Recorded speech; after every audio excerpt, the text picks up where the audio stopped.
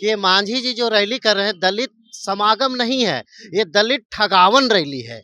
हाँ, क्योंकि ये हमेशा दलितों को जब ये आप सोच सकते हैं बिहार में इनके बेटा संतोष मांझी मंत्री हैं, पिता केंद्र में मंत्री हैं और ये हमेशा दलितों के नाम पे दलितों को यूज़ करके इन्होंने राजनीति करने का काम किया। चिराग पासवान जी ये जुआ हैं, पढ़े लिखे हैं, काफ़ी इनसे हजारों गुना सोच ज़्यादा रखते हैं, तो उनको कहीं न कहीं दलित समझ के उनसे डर हो रहा है। इसीलिए उन्होंने चिराग पासवान को दरकिनार करने का काम कर रहा है। दरकिनार इसलिए किया जा रहा है, कहीं हम चिराग जी को बुला लें, तो सारा महफ़िल का मज़ा वही लूट लें। ऐसा ना हो कि पता चले कि सारा भीड़ उन्हीं के कारण आया। बहुत तरह की ये बातें रात-दिन जो सोशल इंजीनियरिंग करते हैं मांझी जी, इस पे विचार करके कहीं न कहीं दलित अपना चिराग भाई को, पासवान समाज को अलग दिखाने की कोशिश कर रहे हैं कि ये दलित में आते ही नहीं है। पहले तो मांझी जी ये कहते थे, पासवान, चौधरी, रजक ये दलित में नहीं आते हैं, केवल भूइयाँ मुसहरी दलित है इनके अनुसार। लेकिन मैं बोलना चाहता हूँ कि सूरज को बादल कब तक छिपाएगा? चिराग पासवान को दरकिनार करके आप क्या कर कहाँ तक जा सकते हैं? क्योंकि चिराग जी का पकड़ अभी भी स्ट्राइक रेट 100 में 100 है उनका। बिल्कुल टूट की स्थिति है और आपने अभी जो मंत्रिमंडल विस्तार हुआ, जिसमें जो दलित को पीटते हैं, उन्हीं को मंत्री बनाया गया। आप तो जानते ही हैं और एनडीए की जो बात करते हैं, तो एनडीए में तो मांझी जी बोले थे कि हम औकात दिखा देंगे। शायद आप लोग को पता होगा, मांझी जी बोले थे कि हम औकात दिखा देंगे बीजेपी को, हमारी औकात को कम नापा गया है, कम भापा गया, हमारा भूख है 4 रोटी का, हमको 1 रोटी दे रहा है, आधा रोटी दे रहा है, हम दिखा देंगे। लेकिन बीच में उनको आला कमान के द्वारा थोड़ा-सा क्लास लगी, इसके बाद वो बर्फ की सिल्ली होती है ना, उस तरह ठंडे हो गए। युवाओं को चहेते हैं, वो हर एक धर्म, हर एक समाज, हर एक जात के वो नेता हैं। ऐसा नहीं और आप मांझी जी के पास देखिए कौन से ज़्यादा लोग उनके इर्द-गिर्द रहते हैं और चिराग जी का ख़ासियत है कि सभी धर्म, सभी समाज और सभी जात-पात के आप मांझी सभी लोगों को लेके साथ में चलने का काम करते हैं। भागीरथ मांझी की बात करते हैं, तो इन्होंने भागीरथ मांझी को मैनेज किया गया था बेचारे को, प्रलोभन देके कि आने वाले समय में आपको हम विधानसभा भेजेंगे, विधान परिषद, तरह-तरह के लॉलीपॉप दिए गए थे। वही भागीरथ मांझी के पिता दशरथ मांझी के नाम से ये जो भंजाते हैं और उनको प्रलोभन दिया गया इसलिए उन्होंने और उनके परिवार को कहाँ देख रहे हैं, वही तो भूख के कगार पे हैं। अभी आप सर्वे करा लीजिए, वो नाली के किनारे कौन सो रहे हैं, वो किनके लोग हैं, उनके नेता कौन है? और ये जीतन राम मांझी जी, संतोष मांझी, जीतन राम मांझी जी 40 साल से मंत्री है बिहार में, 40 साल से पद पे हैं। मुख्यमंत्री बने, केंद्र में मंत्री बने, लेकिन अभी भी इनके लोग नाली के किनारे सोने मजबूर। नमस्कार, आप देख रहे हैं चौकस भारत और मैं ब्रजेंद्र। बिहार में विधानसभा चुनाव है, लेकिन चंद महीने और रह गए हैं। उसके पहले अपनी ज़मीनी हकीकत और अपनी ज़मीनी ताकत को आजमाने की भरपूर कोशिश हो रही है। कौन कितना पानी में है, ये भी जानना बहुत ज़रूरी है और यही वजह है कि लगातार जितने भी राजनीतिक लोग हैं, राजनीतिक जो पुरोधा हैं, वो अपनी अपनी ताकत की आजमाइश कर रहे हैं और जो राजनीतिक पुरोधा हैं या कहें कि पार्टी के जो आला कमान है या सुप्रीमो हैं, उन्हें अपनी ताकत दिखाने की भरपूर कोशिश कर रहे हैं।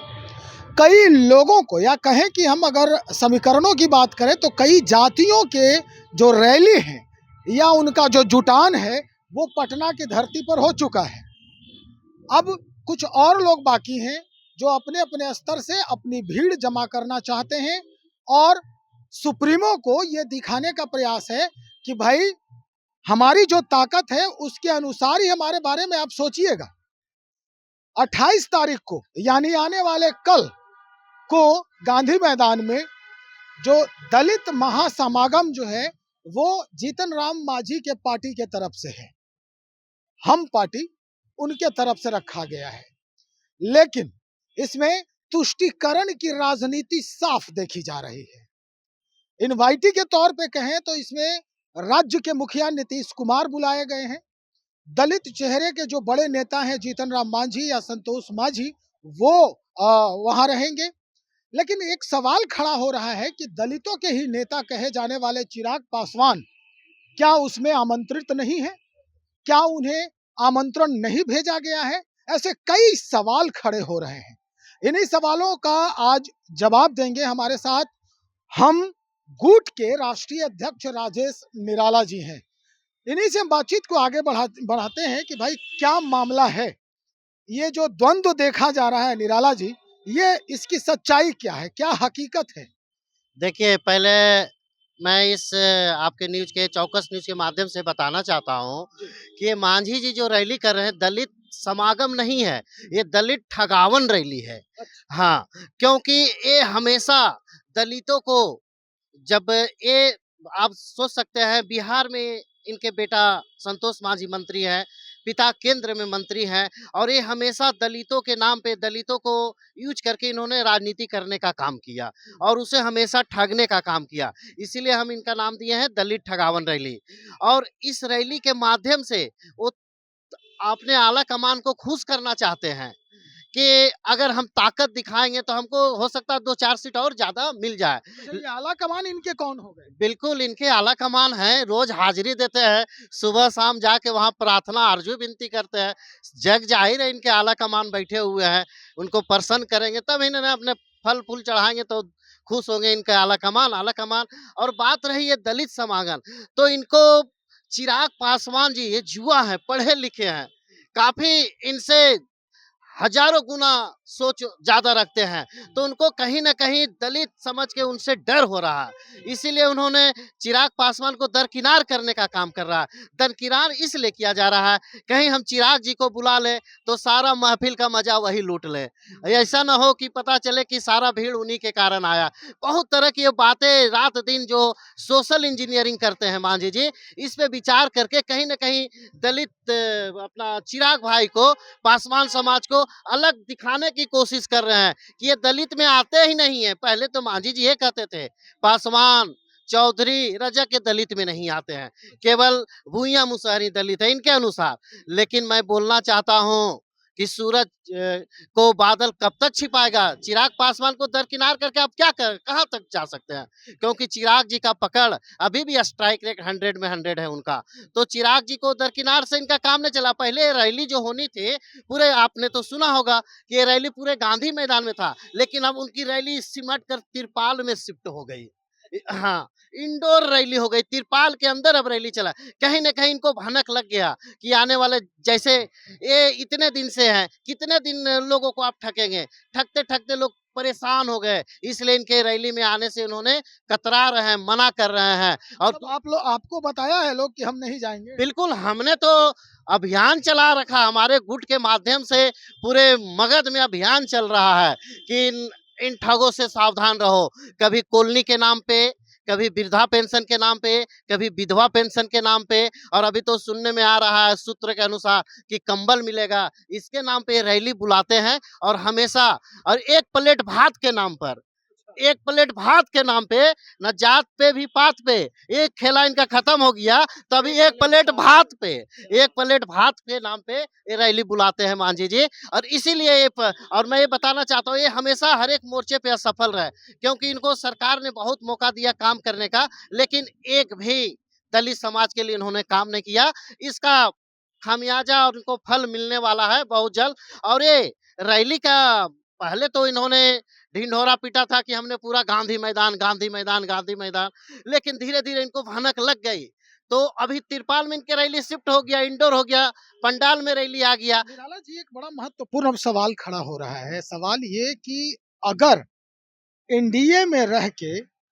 एक ही छत के नीचे और इस तरह से द्वंद्व हो, दलितों के नेता कहे जाते हैं चिराग पासवान भी और दलितों के नेता कहे जाते हैं जीतन राम मांझी भी, संतोष मांझी भी।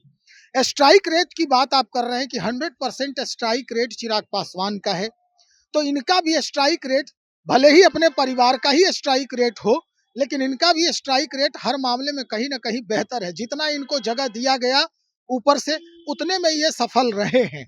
अब आपको क्या लगता है कि वाक़ई में इस तरह का माहौल बन रहा है? एनडीए में टूट की स्थिति है?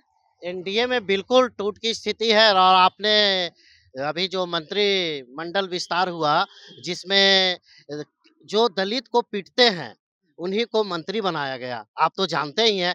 और एनडीए की जो बात करते हैं, तो एनडीए में तो मांझी जी बोले थे कि हम औकात दिखा देंगे। शायद आप लोग को पता होगा, मांझी जी बोले थे कि हम औकात दिखा देंगे बीजेपी को, हमारी औकात को कम नापा गया है, कम भापा गया, हमारा भूख है 4 रोटी का, हमको 1 रोटी दे रहा है, आधा रोटी दे रहा है, हम दिखा देंगे। लेकिन बीच में उनको आला कमान के द्वारा थोड़ा-सा क्लास लगी, इसके बाद वो बर्फ की सिल्ली होती है ना, उस तरह ठंडे हो गए। और आप इसीलिए वो आप भी सोचे कि अभी करना क्या है, तो इसीलिए अभी नीतीश कुमार के पास जाके, वही नीतीश कुमार जो इनका चीरहरण किया था, याद है ना? विधानसभा में चीरहरण हुआ था ना इनका, इतनी चीरहरण हुआ। और उसी सोच रहे हैं कि अभी हम कहीं न कहीं नीतीश बाबू के पास ही जाके कुछ करें आरजू विनती, तो वहीं से हमारा काम हो। क्योंकि 2 रास्ता है इनका, एक नीतीश बाबू हो गए एनडीए, एनडीए के तो उन्होंने अभी आग दिखाया, तो एनडीए ने इनको संदेश दे दिया कि आप एक सभा करके दिखा दो। तो पहले इन एनडीए को इन्होंने कहा तो हम पूरा गांधी मैदान भर देंगे। गांधी मैदान भरने की बात हुई थी, लेकिन अभी धीरे-धीरे जैसे इनकी पोल खुलते जा रहा है, तो उनका गांधी मैदान का रैली है जो पंडाल में शिफ्ट हो गया, नहीं तो आप जाके देख सकते हैं। तो अब क्या लगता है, अब चिराग पासवान अपने हिसाब से रैली करेंगे? कुछ इस तरह का है? चिराग जी देखिए, युवाओं को चहेते हैं, वो हर एक धर्म, हर एक समाज, हर एक जात के वो नेता हैं। ऐसा नहीं। और आप मांझी जी के पास देखिए, कौन से ज़्यादा लोग उनके इर्द-गिर्द रहते हैं। और चिराग जी का ख़ासियत है कि सभी धर्म, सभी समाज और सभी जात-पात के आप मांझी सभी लोगों को लेके साथ में चलने का काम करते सही हैं। बात कह रहे हैं कि सभी लोगों को लेके चलते हैं, लेकिन अगर चिराग इनको मांझी जी को भी देखा जाए तो वो भी तो सभी को लेके चल ही रहे हैं। भाई सवर्ण से उनका प्रदेश अध्यक्ष है, प्रवक्ता लोग भी हैं तो अच्छे खासे ये हैं, बैकग्राउंड उनका है। ऐसा थोड़े आप ब्लेम कर रहे हैं जो गलत लग रहा है हमको कि नहीं वो एक ही जात को लेके चलते हैं, ये भी तो सबको लेके चल ही रहे हैं। देखिए, पिछले विधानसभा में जो इनको सीट मिला था, तो कौन लड़ा था, आपको याद है ना? दामाद जी, सास जी, ससुर जी और अने हाँ, समधिन जी, मतलब दलित समुदाय में केवल मुसहर ही आता है। कितने दलित में, एससी, एसटी में केवल मुसहर को ही टिकट देने का काम किए। तो कहाँ चौधरी कहाँ गया?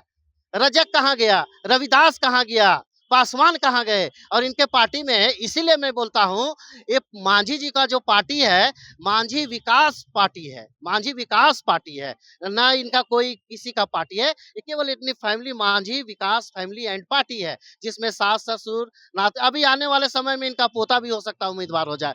देखिएगा समय आने वाला। मांझी विकास पार्टी कैसे है भाई? मांझी से बात करने पर पता चलता है, लोकसभा चुनाव में हम गया में घूम रहे थे, बहुत सारे मांझी परिवार से हम मिले भी थे, तो कहते हैं कि भाई सब लोग पहले अपना सोचता है। यहाँ तक कि दशरथ मांझी का बेटा जो भगीरथ मांझी, हम उनसे भी हम बातचीत किए थे, तो उन्होंने भी कहा था कि भाई हमारे पास वो वीडियो भी है, उन्होंने कहा था कि पहले अपना सोचेंगे तब ना हमारे बारे में सोचेंगे लोग। तो ये कैसे आप कह रहे हैं कि मांझी विकास पार्टी है? देखिए, मांझी विकास पार्टी बोल रहा हूँ इसलिए मैं, क्योंकि जब जब भागीरथ मांझी की बात करते हैं, तो इन्होंने भागीरथ मांझी को मैनेज किया गया था बेचारे को, प्रलोभन देके कि आने वाले समय में आपको हम विधानसभा भेजेंगे, विधान परिषद, तरह-तरह के लॉलीपॉप दिए गए थे। वही भागीरथ मांझी के पिता दशरथ मांझी के नाम से ये जो भंजाते हैं, और उनको प्रलोभन दिया गया, इसलिए उन्होंने, और उनके परिवार को कहाँ देख रहे हैं, वही तो भूख के कगार पे हैं। अभी आप सर्वे करा लीजिए, वो नाली के किनारे कौन सो रहे हैं, वो किनके लोग हैं, उनके नेता कौन है। और ये जीतन राम मांझी जी, संतोष मांझी, जीतन राम मांझी जी 40 साल से मंत्री है बिहार में, 40 साल से पद पे हैं, मुख्यमंत्री बने, केंद्र में मंत्री बने, लेकिन अभी भी इनके लोग नाली के किनारे सोने मजबूर हैं। संतोष मांझी भी तो मंत्री बन ही रहे हैं लगातार। संतोष मांझी जी को हमेशा दलितों से परहेज रहता है। बिल्कुल, क्योंकि मैं उनके बहुत देर रह चुका हूँ, करीबी हम साथ में ही थे। वो दलितों के कभी गले लगाते आपने देखा? हाँ, कभी दलित भाई को गले लगाते देख लिए? संतोष मांझी का अगर एक फ़ोटो अगर आप दिखा दीजिएगा दलित को गले लगाते हुए, दलित के बच्चे को गोदी में लेते हुए, कंधे पे लेते हुए, दलित के घर में माड़-भात खाते हुए, आप देख लीजिए कभी। ये दलित के घर में तो जाते ही नहीं हैं। इन तो उनको दलित से ही छुआ-छूत मानते हैं, वो दलित के नेता नहीं हैं। हाँ, और दलित, इसीलिए दलित भाई खास करके मुसहर समाज के लोग समझ गए हैं। इसीलिए इनके रैली के माध्यम से जो रैली होने वाला है, सुपर फ्लॉप नागमणि पार्ट 2 होने वाला रैली है। इसीलिए वो डर गए और रैली को पंडाल में शिफ्ट कर दिए।